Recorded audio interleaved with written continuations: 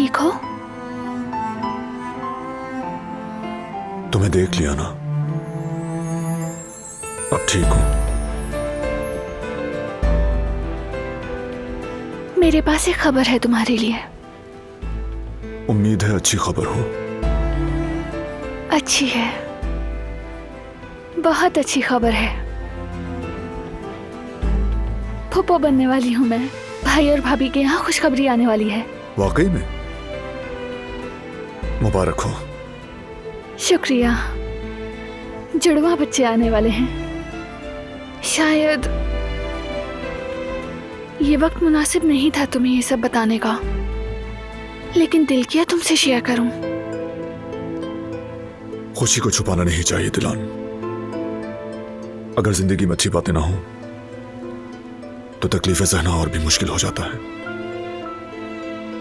बुरे दिन तो आते रहेंगे, लेकिन अच्छे लम्हों की खुशी नहीं दबानी चाहिए।